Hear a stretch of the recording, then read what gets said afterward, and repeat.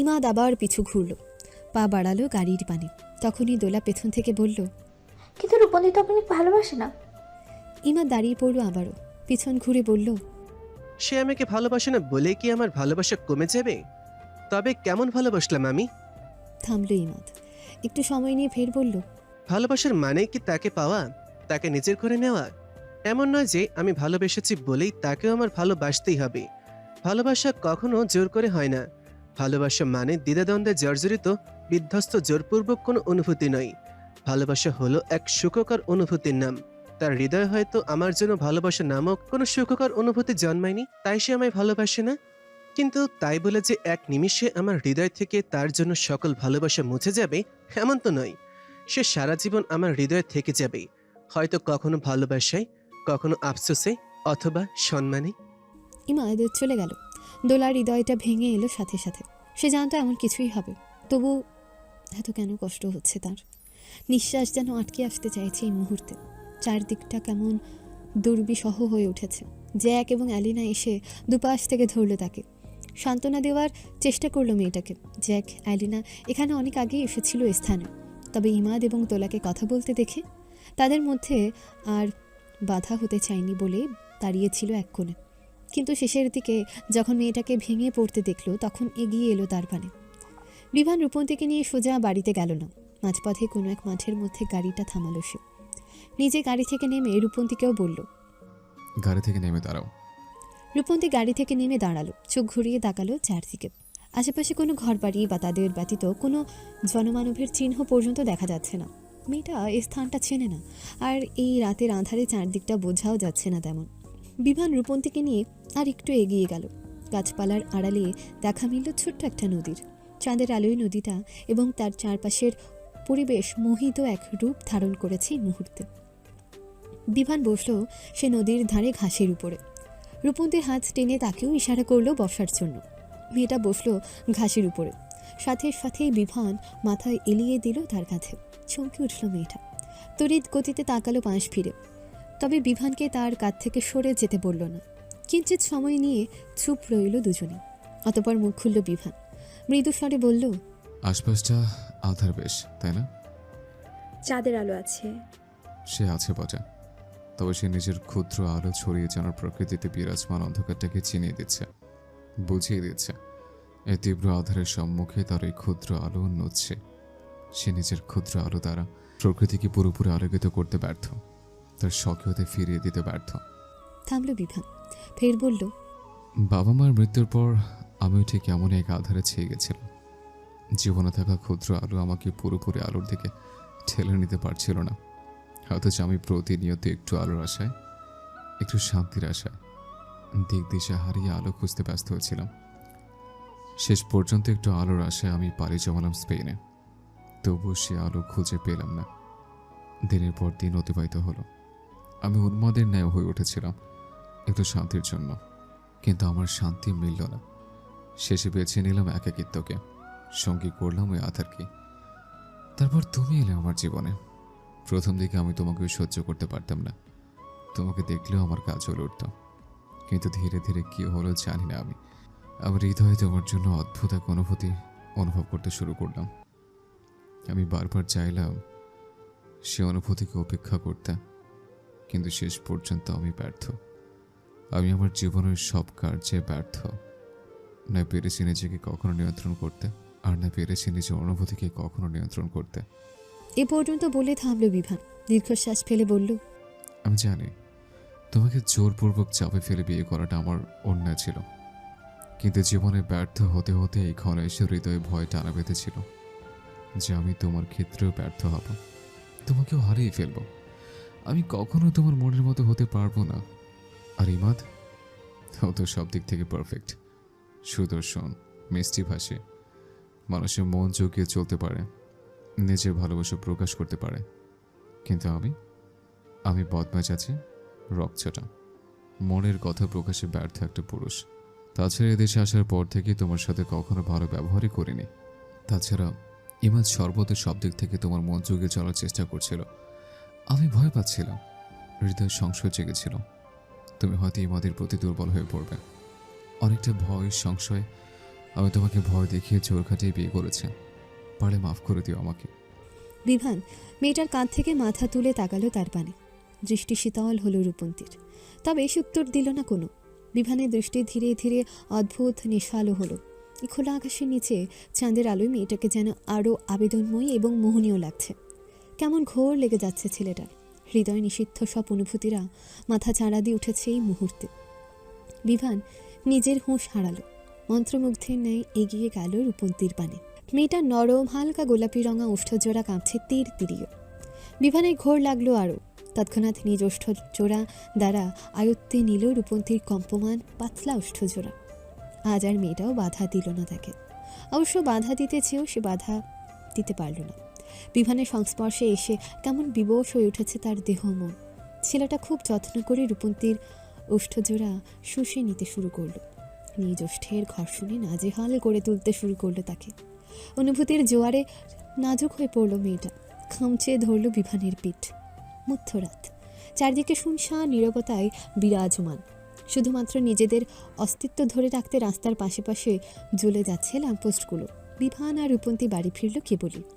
নদীর ধারে বেশ সুন্দর একটা সময় কাটিয়ে বেশ ফুরফুরে মেজাজে ছিল বিভান।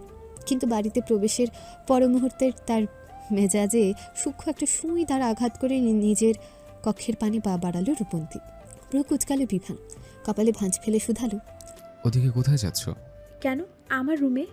বিভানের কপালের ভাঁজ গাঢ় হলো।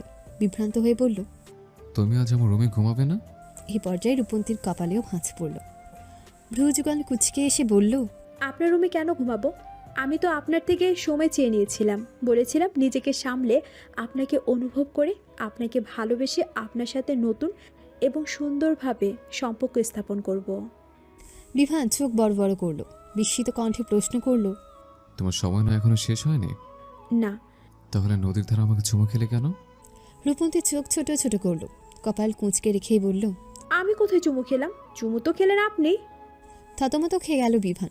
সত্যি বলতে চুমো তো সে খেয়েছিল। ছেলেটা এলোমেলো দৃষ্টি ফেলল, ফের বলল, কিন্তু তুমি তো আমাকে বাধাও দিলে না। রূপন্তী কিছুটা প্রস্তুত হলো। আমতামতা করে বলল, বারণ করলো আপনি শুনতেন নাকি? যাই হোক, আমার ঘুম পেয়েছে, ঘুমাবো আমি। রূপন্তী চলে গেল। বিভান ভ্যাবলাহার ন্যায় চেয়ে রইল তার পানে। কোথায় নদীর ধারে তাকে চুমু খাওয়ার সময় মেয়েটার কোনো বাধা না দেওয়ায় সে ভেবেছিল তাদের মধ্যে সব ঠিক হয়ে গেছে। রূপন্তী আজ তার সাথে ঘুমাবে, আজ থেকে ভালোবাসবে তাকে। অথচ মেয়েটা তার আশায় এক বালতি পানি ঢেলে নিজ কক্ষে চলে গেল। কপাল, সবই কপাল। ভোরের আলো ফুটেছে। আধারে ঢাকা আকাশটায় ধীরে ধীরে স্থান করে নিতে শুরু করেছে উজ্জ্বল সূর্যটা। বিভানের ঘুম ভেঙে গেল এই ক্ষণে।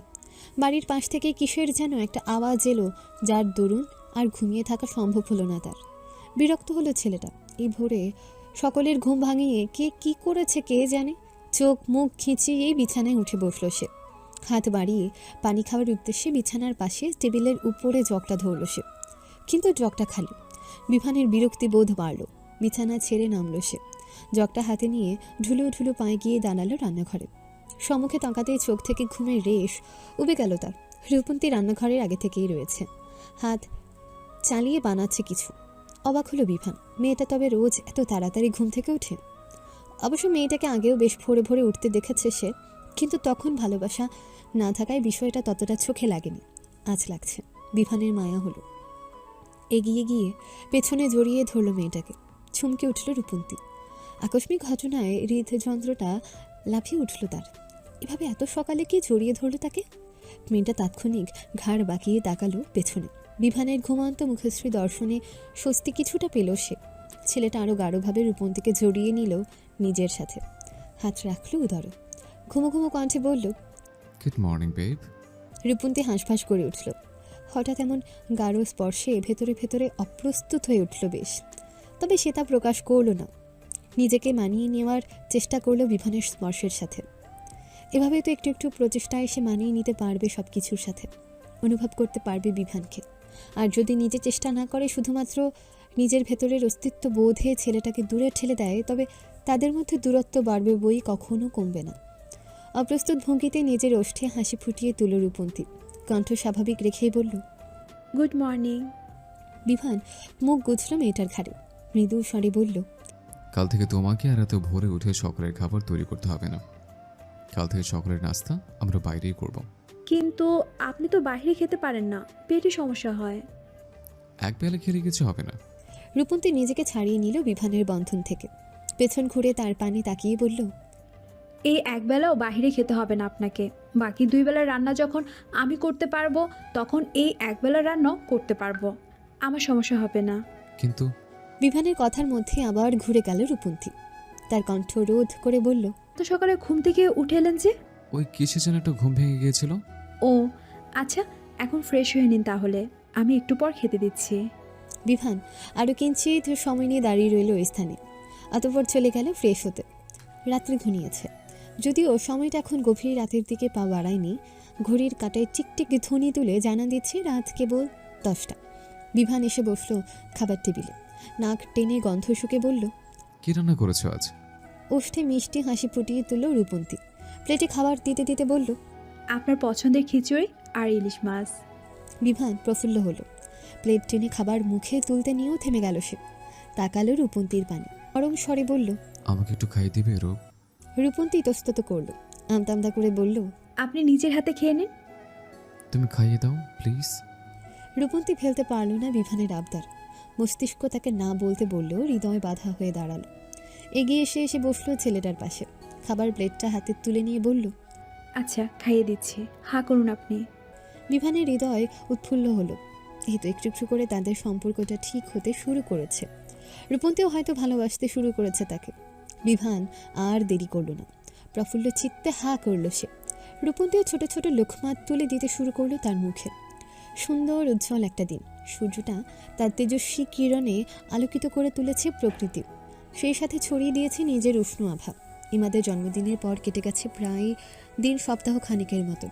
এর মধ্যে ছেলেটার আর দেখা পাওয়া যায়নি। না সে কারো কল ধরেছে, না কারো সাথে নিজে থেকে যোগাযোগ করেছে। দোলার প্রথম 2 দিন দেখা না পাওয়া গেলেও তারপর থেকে দেখা পাওয়া গেছে। মেয়েটা নিজেকে সামলে সকল কষ্টকে চেপে রেখে স্বাভাবিকভাবেই নিজের দৈনন্দিন জীবনের সকল কার্যক্রম শুরু করেছে আবার। কিন্তু ইমাদ, ছেলেটা সেদিনের পর একদম নিজেকে ঘর বন্দি করে নিয়েছে।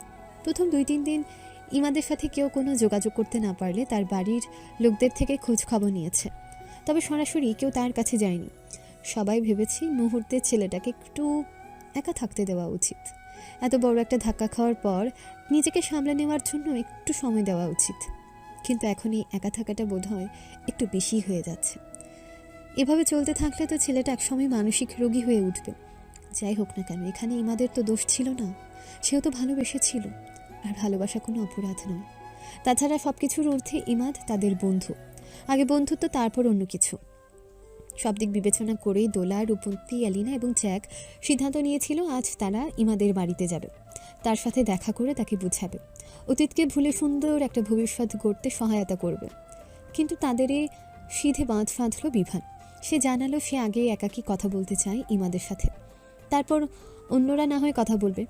বিভানের এ কথার উপরে কেউ আর কিছু বলেও নি, বলুক আগে সেই না হয় ইমাদের সাথে কথা বলুক, তারপর তারা সবাই মিলে বলবে। সিদ্ধান্ত অনুযায়ী বিভান এলো ইমাদদের বাড়িতে। কলিং বেল চাপতে রেবেকা বানু দরজা খুললেন। বিভানকে দেখে প্রফুল্ল হলেন তিনি, হাসি মুখে বললেন, আরে বিভান যে, অবশেষে তোর মনে পড়লো আমাদের কথা? কতদিন পরে এলি এই বাড়িতে। মামির কথায় সৌজন্য সূচক ঠোঁট টেনে একটু হাসলো ছেলেটা। ভেতরে ঢুকতে ঢুকতে বলল, ইমাদ কোথায় মামি? ওর সাথে দরকার ছিল একটু। আছে ওর ঘরেই, কি জানি কি হয়েছে ছেলেটার। কিছুদিন ধরে ভালোভাবে খায় না, ঘুমায় না, আমাদের সাথেও কথা বলে না, বাড়ির বাইরেও বের হয় না। রেবেকা বানুর চিন্তিত কণ্ঠস্বর। দীর্ঘশ্বাস ফেলল বিভান। ইমাদের কক্ষের পানে পা বাড়িয়ে বলল, আমিও রুমে যাচ্ছি, দেখি কি হয়েছে ওর। বিভান চলে গেল। রেবেকা বানু আর সময় নষ্ট না করে চঞ্চল পায়ে এসে দাঁড়ালেন মেয়ের কক্ষের সম্মুখে। ইমা দরজাটা এখনও আটকানো। বেলা গড়িয়ে দুপুরের দিকে পা বাড়ালো, আর এ এখনও ঘুমাচ্ছে। রেবেকা বানু হাত উছিয়ে ধাক্কা দিলেন দরজে, কণ্ঠের ধ্বনি তুলে ডাকলেন, ইমা, এই মা। ইমা তবুও উঠল না। এবার একটু জোরে সরেই দরজায় আঘাত করলেন রেবেকা বানু। চড়া গলায় ডাকলেন, ইমা, এই মা, উঠবি নাকি আমি এক্ষুনি দরজা ভেঙে ফেলবো? ইমার ঘুম ভাঙল। তার এত সুন্দর ঘুমে ব্যাঘাত ঘটানোতে মায়ের উপর বিরক্ত হলো বেশ। চোখ মুখ কুচকে বিছানা ছেড়ে উঠে দাঁড়ালো সে। ঘুমো ঘুমো চোখ মুখে এসে খুলল দরজাটা, বিরক্তি ভরা কণ্ঠে বলল, কি হয়েছে এভাবে ডাকছো কেন? বিভান এসেছে, তাড়াতাড়ি ফ্রেশ হয়ে আয়। ইমার আখি জোড়া থেকে ঘুমেরা বিদায় নিল মুহূর্তে। চোখ বড় বড় হয়ে গেল তার। অবিশ্বাস্য কণ্ঠে শুধালো, বিভান ভাই এসেছে আমাদের বাড়িতে? হ্যাঁ, তাড়াতাড়ি ফ্রেশ হয়ে আয়। ইমার চোখ দুটো চকচক করে উঠল। কতদিন পর বিভান এসেছে বাড়িতে। সে আর দেরি করল না, ছুটে গেল ওয়াশরুমের পানি ফ্রেশ হতে। বিভান এসে দাঁড়ালো ইমাদের কক্ষের সম্মুখে। দরজাটা ভেতর থেকে আটকানো। ছেলেটা হাত উঠিয়ে দরজায় আঘাত করলো, গলা উঁচিয়ে ডাকলো, ইমাদ, ইমাদ, দরজা খোল। স্বল্প সময়ের ব্যবধানে ইমাদ দরজা খুলল। বিভানকে দেখে শুষ্ক ওষ্ঠজোড়া প্রসারিত করে একটুখানি হাসার চেষ্টা করল। নিষ্প্রাণ সেজে হাসি, কিছুটা মলিন স্বরে আওড়ালো, তুই হঠাৎ? বিভান চোখ তুলে তাকালো ইমাদের পানে। হৃদয় কিঞ্চিত খারাপ লাগা সৃষ্টি হলো তার। কয়েকদিন পূর্বেও ইমাদ নামক ছেলেটা সুদর্শন, হাসি খুশি, চটপটে এবং নাদুস নদুস ছিল। মাত্র কয়েকদিনের ব্যবধানে ছেলেটার মুখটা কেমন চুপসে গেছে। চোখের নিচে কালি জমেছে, উস্কো খুস্কো চুল, দেখে বোঝা যাচ্ছে এ চুলে চিরুনি করা হয়নি অনেক দিন। তপ্ত নিঃশ্বাস ফেলল বিভান। ভেতরে ভেতরে ঢুকতে বলল, রাতের ঘুম একদমই বাদ দিয়ে দিয়েছিস নাকি? ইমা দরজাটা খোলা রেখে গিয়ে বসলো বিছানায়। হালকা হেসে বলল, কি করব, ঘুম আসে না। রাতের আধার ঘনিয়ে এলে চারিদিকটা নীরব হয়ে পড়লে যেন যত রাজ্যের দুঃখ কষ্ট আমার উপরে ভর করে। তখন মনে হয় এই পৃথিবীতে আমার চেয়ে দুঃখী আর কেউই নেই। ছোটবেলা থেকে এই পর্যন্ত সকল না পাওয়ার হিসেবগুলো মনে পড়ে ওই রাতের আধারে। তাই বলে এইভাবে রাতের পর রাত জাগলে তো যে কোনো সময় অসুস্থ হয়ে পড়বে। তার ছেলের হাসি হাসল ইমাদ। ম্লান স্বরে বলল, যার মনে ক্লান্ত, অসুস্থ, বিধ্বস্ত, তার সামান্য শরীর অসুস্থতায় আর কি যায় আসে। বিভানের মায়া লাগলো। হাজার হলেও তারা দুজন ছোটবেলা থেকে একসাথে বড় হয়েছে। একে অপরের সুখে দুঃখে সব সময় পাশে থেকেছে। একজনের বিপদে অন্যজন কিছু না ভেবে ঝাঁপিয়ে পড়েছে। আচ্ছা, তারা দুজনেই কেন এক নারীকে ভালোবাসলো? আর যদি তারা দুজন দুই নারীকে ভালোবাসতো, আলাদা আলাদা দুই নারীকে নিয়ে ঘর বাঁধার স্বপ্ন দেখতো, তবে বোধহয় কাউকে এই পরিস্থিতির শিকার হতে হতো না। কিন্তু আজ ইমাদের যে বিধ্বস্ত অবস্থা, তার জন্য বিভান নিজেও অনেকটা দায়ী। ইমাদ চেষ্টা করে যাচ্ছিল রূপন্তীর মন পাওয়ার। হতেও পারত ছেলেটার প্রচেষ্টায় রূপন্তীও এক পর্যায়ে এসে গলে গেছে, ভালোবেসে ফেলেছে ইমাদকে। কিন্তু বিভান তাদের মাঝখানে ঝড় হয়ে এলো। প্রচেষ্টার তুলনায় সে মেয়েটাকে জোর জবরদস্তিকে বেশি প্রাধান্য দিল। নিজের ভালোবাসার তেমন বহিঃপ্রকাশ না ঘটিয়ে মেয়েটাকে গোপনে সবার অগোচরে নিজের করে নিল। এক প্রকার কেড়ে নিল ইমাদের থেকে। বিভানের হৃদয় কিঞ্চিত অপরাধ বোধ জন্মালো। নতস্বরে বলল, আমি জানি আমি অন্যায় করেছি তোর সাথে। রূপন্তী কি আমার জোর করে? এটুকু বলতেই তাকে থামিয়ে দিল ইমাদ। হেসে বলল, আমার তোর বা রূপন্তীর উপর কোনো অভিযোগ নেই। ও আমার ভাগ্যে ছিল না। ভাগ্যে যদি থাকতো তবে পৃথিবীর কোনো শক্তির সাধ্য ছিল না রূপন্তীকে আমার থেকে কেড়ে নেওয়ার। থামল ইমাদ। ফের মলিন স্বরে বলল, জীবনে কিছু পেতে হলে শুধু চেষ্টা দ্বারাই সফল হওয়া যায় না, ভাগ্যেরও প্রয়োজন হয়। রূপন্তী তোর ভাগ্যে ছিল, তাই তুই পেয়েছিস। জোর জবরদস্তি তো একটা উছিলা ছিল মাত্র। তুই যদি ভাগ্যকে মেনে নিয়ে থাকিস তাহলে বাইরে বের হচ্ছিস না কেন? রাতে না ঘুমিয়ে চোখের নিচে কালি জমেছিস কেন? বললে কি সব পারা যায়? আমি চেষ্টা করছি ভাগ্যকে মেনে নেওয়ার। প্রতিনিয়ত যুদ্ধ করছি নিজের সাথে। বাইরে না গিয়ে, রূপন্তীর সম্মুখে না গিয়ে প্রচেষ্টা চালাচ্ছি সবকিছুর সাথে নিজেকে মানিয়ে নেওয়ার। হাজার হলেও ওই রূপন্তী মেয়েটাকে আমি ভালোবাসি। নিজেকে পুরোপুরিভাবে নিয়ন্ত্রণ না করে বাইরে গিয়ে মেয়েটার সম্মুখে দাঁড়ালে দেখা যাবে আমি আবারও দুর্বল হয়ে পড়েছি। আবারও চেয়ে বসেছি তাকে। তখন বিষয়টা না ওর কাছে ভালো লাগবে, না তোর কাছে, না আমার কাছে। তার থেকে কিছুদিন তোদের থেকে একটু দূরে থাকে শ্রেয়। দীর্ঘশ্বাস ফেলল ইমাদ। ফের বলল, আর চোখের নিচের কালি, এটা আজ আছে কাল নেই। আজ রূপন্তীকে ভালোবেসে এই কালি পড়েছে, কাল ভুলে গিয়ে এই কালি উঠে যাবে। বিভানের দৃষ্টি শীতল হলো। শান্ত কণ্ঠে সে শুধালো, তুই কখনো ভুলতে পারবি ওকে? হয়তো পারবো না, আর সবচেয়ে বড় কথা, আমি তাকে ভোলার চেষ্টাও করব না। তবে আগের মতন তাকে নিয়ে স্বপ্ন দেখব না, তাকে নিজের করে চাইব না, ভালোবেসে আর স্মরণ করব না। মাঝে মাঝে শুধু দীর্ঘশ্বাস ফেলে বিশাল আকাশের পানে তাকিয়ে বলবো, তুমি আমার কেন হলে না? বুক চিরে দীর্ঘশ্বাস বেরিয়ে এলো বিভানের। ইমাদের কথার পরিপ্রেক্ষিতে সে আর কিছু বলার মতন খুঁজে পেল না। নিজেকে আজ বড্র অপরাধী মনে হচ্ছে। সে নিজের সুখের নেশায় অন্যের সুখ কেড়ে নিয়েছে, নিজে স্বয়ং সম্পূর্ণ হওয়ার তাগিদে অন্যকে নিঃস্ব করেছে। এই পৃথিবীর বুকে এর থেকে বড় অপরাধ আর কি হতে পারে? তবে দোলাও তো ভালোবাসে ইমাদকে। ইমাদ যেমন রূপন থেকে না পেয়ে কষ্ট পাচ্ছে, তেমনই দোলাও তো কষ্ট পাচ্ছে। বিভান সময় নিল একটু, অতঃপর বলল, দোলা ভালোবাসে তোকে। জানি আমি। ওই মেয়েটা কষ্ট পাচ্ছে তোকে না পেয়ে। পেতে দে। বিভান কিঞ্চিত অবাক হলো। ইমাদ যেমন কষ্ট পাচ্ছে, দোলাও তো তেমনই কষ্ট পাচ্ছে। সেই হিসেবে ইমাদের কি উচিত ছিল না দোলার কষ্টটা একটু লাঘবের চেষ্টা করা, দোলাকে উপলব্ধি করে তাকে নিজের জীবনে ঠাঁই দেওয়ার? হতে পারতো তারা দুজনের জীবনে এলে খুব সহজেই নিজেদের কষ্ট ভুলে থাকতে পারত, একে অপরের রঙে মেতে উঠে অতীতকে ভুলে যেতে পারত। বিভান কিছুটা অবাক স্বরেই বলল, দোলার কষ্টটাও তোর মতোই। তোর কি উচিত নয় ওই মেয়েটার কথা একটু ভাবা, ওর কষ্টটা একটু লাঘব করা? তাছাড়া ওই মেয়েটার সাথে জড়ালে দেখবি তুইও খুব তাড়াতাড়ি সব কিছুর থেকে মুভ অন করতে পারবি। ইমাদ হাসল, বিভানের বাহুতে হাত রেখে বলল, দোলার সাথে জড়ালে হয়তো আমি খুব তাড়াতাড়ি অতীত ভুলে যেতে পারবো, মুভ অন করতে পারবো, কিন্তু এটা ওই মেয়েটাকে ঠকানো হবে, নিজের জন্য ওই নির্দোষ মেয়েটাকে ব্যবহার করা হবে। কিভাবে? আমি এখন রূপন্তীকে ভালোবাসি। আমার ধ্যান, জ্ঞান, মন সব রূপন্তীর দিকে। এই মুহূর্তে আমার দোলার সাথে জড়িয়ে যাওয়া মানে তাকে ভালো না বেশেও তার সাথে অভিনয় করা। ওই মেয়েটা তো আমার কাছে অভিনয় চায়নি, সে চেয়েছে ভালোবাসা। তাহলে আমি কেন অভিনয় উপহার দেব? আমি দোলার মুখের পানে যতবার তাকাবো ততবার আমার মনে পড়বে রূপন্তীর মুখটা। এটা কি ওই মেয়েটার অগোচরে তাকে ঠকানো নয়? হতে পারে দোলার সাথে কথা বলতে বলতে আমি ভুলে গেলাম রূপন্তীকে, কিন্তু শেষ অব্দি দোলাকে ভালোবাসবো তার গ্যারান্টি কি? এমনও তো হতে পারে রূপন্তীর প্রতি আমার সকল অনুভূতি মরে গেল, কিন্তু দোলার উপর কোনো অনুভূতি জন্মালো না। না, আমি ওই মেয়েটাকে ঠকাতে পারবো না, নিজের অতীত ভুলতে ব্যবহার করতে পারবো না। জীবনে কোনোক্ষণে যদি আমি রূপন্তীকে ভুলতে পারি তবেই দোলাকে স্বপ্ন দেখাবো, তাকেই ভালোবাসার চেষ্টা করব। বিভান বুঝল ইমাদের কথাগুলো, আর সে কথা বাড়ালো না। বসা থেকে উঠে দাঁড়ালো, ইমাদের কাঁধে হাত রেখে বলল, দেখ, যেটা ভালো মনে করিস কর, তবে যত তাড়াতাড়ি সম্ভব আমরা আমাদের আগের ইমাদকে ফিরে পেতে চাই। প্রত্যুত্তরে ইমাদ হাসল, শুধু বলল না কিছুই। বিভান আর তেমন কথা বাড়ালো না, শুধু বলল, এখন আসছি আমি। বিভান দরজার পানে পা বাড়ালো। হঠাৎ পেছন থেকে ইমাদ প্রশ্ন করল, তুই রূপন্তীকে হঠাৎ বিয়ে কেন করলি? তখনই ইমা বেশ উৎফুল্ল ভঙ্গিতে আসছিল ইমাদের কক্ষে। তবে কক্ষের সম্মুখে আসতেই এমন একটা বাক্য শ্রবণী থমকে গেল সে। বিভান বিয়ে করেছে, তাও ওই রূপন্তীকে, মানে ওই ড্রাইভারের মেয়েটাকে? হৃদয় ভারী হয়ে উঠল ইমার। মনে হলো যেন তার বুকের ভেতরে থাকা ছোট্ট কলিজাটাকে কেউ খামচে ধরেছে। ইমা যখন প্রথম শৈশব থেকে কৈশোরে পদার্পণ করেছিল, একটু একটু করে বুঝতে শুরু করেছিল ভালোবাসা নামক অনুভূতিকে, তখনই মন দিয়েছিল বিভানকে। তবে লজ্জা, ভয়, সংকোচে কখনো প্রকাশ করা হয়নি মনের কথা। কিন্তু আজ সে কী শুনছে?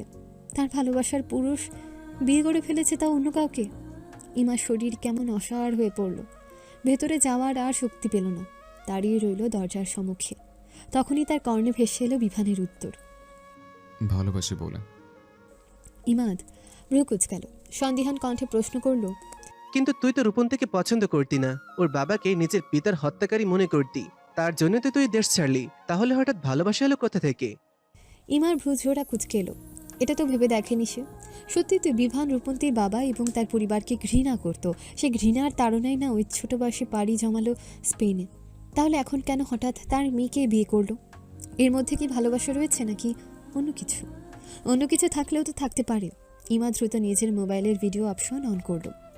দরজার আড়ালে দাঁড়িয়ে ভিডিও করতে শুরু করলো বিভান এবং ইমাদকে। বিভান সময় নিল একটু, বেশ রুক্ষতার স্বরে বলল, হ্যাঁ, আমি ঘৃণা করি রূপন্তীর বাবা সেলিম হোসেনকে। ওনার জন্যই মারা গিয়েছিলেন আমার বাবা মা। উনি আমাকে এতিম করেছিলেন। থামল বিভান, কণ্ঠটা কিছুটা নরম করে বলল,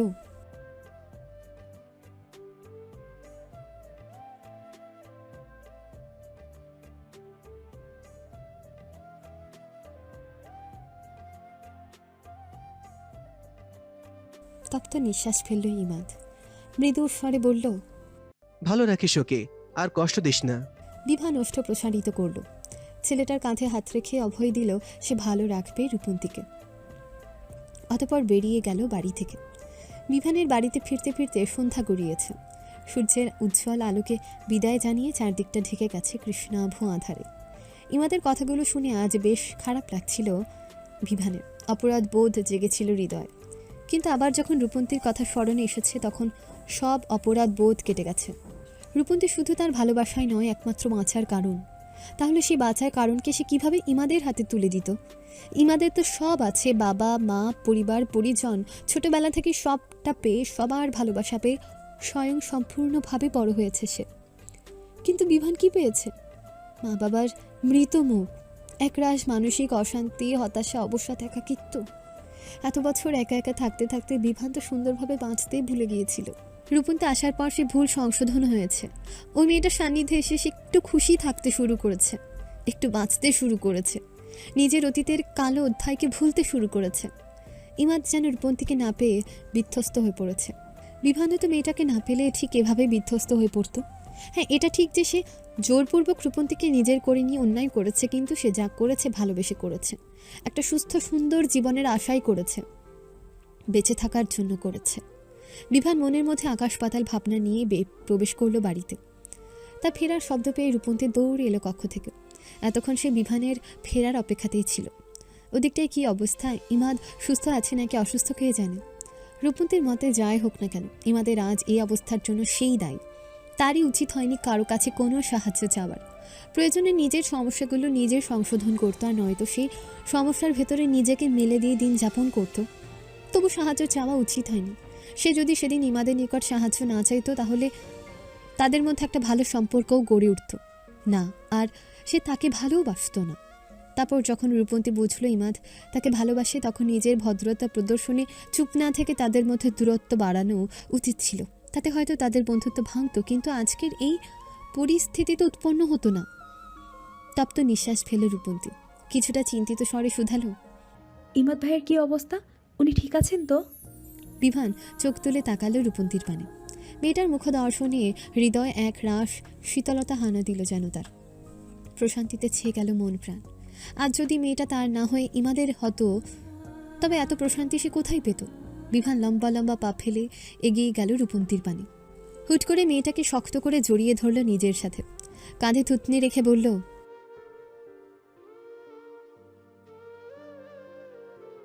কিন্তু ইমাদ ঠিক আছে। রূপন্তী একটু স্বস্তি পেল। বিভানকে নিজের থেকে ছাড়িয়ে বলল, হাত মুখ ধুয়ে আসুন, আমি খেতে দিচ্ছি। বিভান গেল না, বরং তাকে কোলে নিয়ে বসলো বসার কক্ষের সোফায়। মেয়েটার ঘাড়ে মুখ গুজে বলল, আর একটু থাকো না আমার কাছে। সারাক্ষণই তো থাকি, আর কত থাকবো? ছাড়ুন, এখন খাবেন, চলুন। বিভান রূপন্তীর ঘাড় থেকে মুখ তুলল, মেয়েটার চোখে চোখ রেখে বলল, রাতে তো থাকো না। রূপন্তী এলোমেলো দৃষ্টি ফেলল। সে ঠিক জানে এই রাতে থাকো না বলে আজ রাতেই তাকে নিজের কক্ষে নেওয়ার চেষ্টা চালাবে এই লোক। মেয়েটা এবার বিভানের কোল থেকে ওঠার জন্য ব্যস্ত হলো। তারা দিয়ে বলল, খাবার ঠান্ডা হয়ে যাচ্ছে, ছাড়ুন ওকে। বিভান তবুও ছাড়ল না, বরং মেয়েটাকে আরো গাঢ়ভাবে জড়িয়ে নিল নিজের সাথে। আবদারের স্বরে বলল, ছাড়বো, আগে একটু চুমু খাও আমাকে। রূপন্তী চমকে উঠল, চোখ দুটো বড় বড় হয়ে গেল তার। কি বলছে এই লোক? সে চুমু খাবে? ভেতরে ভেতরে অপ্রস্তুত হয়ে পড়ল মেয়েটা। লাজে রক্তিম আভা ছড়িয়ে পড়ল তার দুই গাল জুড়ে। এলোমেলো দৃষ্টি ফেলে বলল, আমি পারবো না। তাহলে আমিও ছাড়বো না। আজ সারা রাত বসে থাকো আমার কোলে। সারা রাত? রূপন্তীর বিস্মিত কণ্ঠস্বর। বিভান ভাবলেশীনভাবে জবাব দিল। হুম। মেয়েটা ভাবল কিছুক্ষণ, অতপর হুট করে ঠোঁট ছুঁয়ে দিল বিভানের গালে। হকচকিয়ে উঠল ছেলেটা। রূপন্তী সত্যিই তাকে চুমু খেয়েছে। ঘটনার আকস্মিকতায় হাত আলগা হয়ে এলো তার। এই সুযোগে মেয়েটা ছুটে পালালো কোল থেকে। ভেবাচাকা খেয়ে গেল বিভান। চুমুর আকস্মিকতা কাটানোর তো একটু সুযোগ দেবে, তার আগেই পালিয়ে গেল মেয়েটা। রাত্রি খুব বেশি নয়, কৃত্রিম সোডিয়ামের আলোয় উজ্জ্বল চারপাশ। সেই সাথে শোনা যাচ্ছে জনমানবের ব্যস্ত কলধ্বনি। ইমা তার কক্ষে একা একা শুয়ে আছে, হাতে মোবাইল নিয়ে বারবার দেখছে তখনকার বিভান আর ইমাদের কথোপকথনের ভিডিও রেকর্ডিংটা। ইমাদ আর বিভানের সম্পূর্ণ কথোপকথন সে না শুনলেও কিছুটা শুনেছিল। তাতে অন্তত এটুকু বুঝেছে ইমাদ ভালোবাসে রূপন্তীকে, আর সে কারণেই তার আজ এই অবস্থা, এভাবে ঘরবন্দি। ইমা যখন ভিডিওটা করেছিল তখন অত কিছু ভেবে করেনি। শয়তানি মাথা তার, অবশ্য হবে নাই বা কেন। সারাদিন মায়ের সাথে বসে বসে তো ওই সাংসারিক কূটকৌশলে পরিপূর্ণ টিভি সিরিয়ালগুলো মুখস্থ করে সে। আর যতটুকু মুখস্থ হয় না ততটুকু রেবেকা বানু শরবতের ন্যায় গুলে খাইয়ে দেয়। ইমা যখন ইমাদ আর বিভানের ভিডিওটা করেছিল তখন ভেবেছিল দুজনের কথোপকথনের মধ্যে অনাকাঙ্ক্ষিত কিছু বেরিয়ে এলেও তো আসতে পারে, যা দ্বারা পরবর্তীতে কিছু একটা করা যাবে। তাই আগেভাগে ভিডিও অন করেছিল। কিন্তু দুজনের কারো মুখ থেকে তেমন কোনো বাক্য বেরিয়ে না এলেও যতটুকু এসেছে তা নিয়ে মেয়েটার মস্তিষ্কে কুট বুদ্ধিরা কিলবিল করছে। ইমাদ হয়তো ভালোবেসেও চুপ থেকেছে, প্রিয় মানুষটার সুখের জন্য ছেড়ে দিয়েছে, কিন্তু সে তার ভাইয়ের মতো অতটাও ভালো না। ইমার কাছে নিজের ভালো থাকাটা আগে, তারপর অন্যদের। সে যদি ভালো না থাকে, ধুকে ধুকে মরে, তাহলে প্রিয় মানুষের সুখ দিয়ে কি করবে? সে হয়তো বিভানকে সঠিকভাবে ভালোবাসতে পারেনি, তাই এমন মনোভাব। তবে ইমা চুপ থাকবে না, সে ছিনিয়ে নিতে জানে। আর তাছাড়া সে যদি কোনোভাবে বিভান আর রূপন্তীর মধ্যে একটা ঝামেলা লাগিয়ে দিতে পারে, তাহলে তাদের দুই ভাই বোনেরই লাভ। সে খুব সহজেই বিভানকে পেয়ে যাবে আর ইমাদ পেয়ে যাবে রূপন্তীকে। রৌদ্রোজ্জ্বল সুন্দর একটা দিন। স্পেনের রাস্তায় এই উজ্জ্বলতা যেন একটু বেশি ধরা দিয়েছে। চারদিকে তেমন গাছপালা না থাকায় সূর্যের প্রখরতা একটু বেশি এই আধুনিক রাষ্ট্রে, যার কারণে আপাত দৃষ্টিতে মনে হয় উজ্জ্বলতাও অধিক। চারদিকে জনমানবের সমাগম বেড়েছে। স্কুল কলেজগুলো ভরে উঠেছে শিক্ষার্থীদের আনাগোনায়। রূপন্তী লাইব্রেরিতে নিজ কাজ সামলাচ্ছিল। বিভান কলেজে তার সাথে এলেও একটা গুরুত্বপূর্ণ ক্লাস থাকায় লাইব্রেরিতে বউ পাহারা না দিয়ে চলে গেছে ক্লাসে। ইমাও ঠিক এক্ষণে এসে পৌঁছালো রূপন্তীদের কলেজে। মেয়েটার ক্লাসে গিয়ে দু একজনের নিকট তার সম্পর্কে জানতে চাইলে তারাও বলে দিল সে এখন লাইব্রেরিতে আছে। ইমা আর দেরি করল না, দ্রুত পা চালিয়ে পৌঁছালো লাইব্রেরির নিকটে। দরজার সম্মুখে দাঁড়িয়ে উকিঝুঁকি মারল ভেতরের দিকে। স্বল্প সময়ের মধ্যে মেয়েটা পেয়েও গেল তার কাঙ্ক্ষিত ব্যক্তিকে। হাতে বই নিয়ে সেগুলো তাকে গুছিয়ে রাখছিল সে। ইমা লম্বা লম্বা পা ফেলে এগিয়ে গেল রূপন্তীর বাণী। আশেপাশে তাকিয়ে একবার দেখে নিল পরিচিত কেউ তাকে দেখছে কিনা। পাছে বিভান বা পরিচিত কেউ যদি দেখে ফেলে তাকে, তবে কেলেঙ্কারি হয়ে যাবে। অন্যদের মধ্যে ঝামেলা সৃষ্টি করতে এসে শেষে নিজেই ঝামেলায় পড়তে হবে। চারপাশে কাউকে না দেখে একটু আশ্বস্ত হলো ইমা। ইতি উতি না করে সরাসরি বলল, তোমার সাথে আমার কিছু কথা আছে। রূপন্তী পাশ ফিরে তাকালো। ইমাকে দেখে ঠিক চিনতে পারল না সে। এদেশে আসার পরই মেয়েটাকে সে ওই একবারই দেখেছিল, তার স্বল্প সময়ের জন্য। রূপন্তী ভ্রুকুচকে শুধালো, কে আপনি? আমি ইমাদের বোন। রূপন্তী মস্তিষ্কে চাপ প্রয়োগ করলো। এবারে সে চিনতে পারলো ইমাকে। কিন্তু এখানে কেন? ইমাদের আবার কিছু হয়নি তো? হটকারিতায় উল্টোপাল্টা কিছু করে ফেলেনি তো? রূপন্তীর চিন্তা হলো। চিন্তিত ভঙ্গিতেই সে শুধালো, কি কথা ইমাদ ভাই, ঠিক আছেন তো? ইমা আমতামতা করে জবাব দিল, এখানে নয়, বাইরে এসো, তারপর বলি। ইমা লাইব্রেরি থেকে বেরিয়ে গেল। রূপন্তীও তার হাতের বইগুলো একটা টেবিলের উপর রেখে ব্যস্ত পায়ে বেরিয়ে এলো মেয়েটার পিছু পিছু। বাইরে আসতে ইমা তার মোবাইলটা এগিয়ে দিল রূপন্তীর পানে। চোখ মুখে নিরীহ ভাব ফুটিয়ে তুলে বলল, বিভান ভাই গতকাল আমাদের বাড়িতে গিয়েছিলেন, তার কথাগুলো শুনে তোমার জন্য আমার খারাপ লেগেছিল। হাজার হলেও আমি মেয়ে তো, তাই তার অগোচরে এই ভিডিওটা রেকর্ড করেছি। বিভান কাল ইমাদের সাথে দেখা করতে গিয়েছিল বটে, কিন্তু সেখানে গিয়ে তার নামে কি এমন বলেছে যার জন্য ইমার খারাপ লেগেছে? এমনকি ভিডিও করে রেখেছে। রূপন্তী ভ্রু কুঁচকাল, তাকালো মোবাইলের স্ক্রিনে, যেখানে বেশ স্পষ্টভাবে বিভান এবং ইমাদকে দেখা যাচ্ছে। ভিডিওতে দেখা যাচ্ছে বিভান বলছে সে সালাম হোসেনকে এখনও নিজের শত্রু মনে করে এবং নিজের বাবা মায়ের হত্যাকারী মনে করে। আর এই দেশে আসার পর রূপন্তীকেও নিজের শত্রু মনে করত, মূলত তার উপর প্রতিশোধ নেওয়ার জন্যই প্রথমে বাড়ি থেকে বের করে দিয়ে আবার নিজের বাড়িতে ঠাঁই দিয়েছিল তাকে। ব্যাস এটুকুই। এই ভিডিওতে এর আগে পরের আর কিছু নেই। এটুকু দেখে রূপন্তী যেন পাথরে পরিণত হলো। কারিগরের হাতে গড়া পুতুলের ন্যায় নিষ্পলক চেয়ে রইল মোবাইলের পানে। ইমা হাত বাড়িয়ে টেনে নিল নিজের মোবাইলটা। মেয়েটার মনে আরেকটু সন্দেহের বীজ বপন করতে বলল, আমার মনে হয় বিভান ভাই তোমাকে বিয়েটা প্রতিশোধ নেওয়ার জন্যই করেছে, নয়তো তোমার বাবার উপরেই ঘৃণা থেকে দেশ ছাড়লো। এদেশে আসার পর তোমাকেই শত্রুই মনে করত, বিভিন্নভাবে তোমার জীবনটা দুর্বিষহ করে তুলেছিল, তার সাক্ষী তুমি নিজেই। তারপর হঠাৎ কি হলো, একদম বিয়ে করে নিল। ব্যাপারটা কি আদেও বিশ্বাসযোগ্য?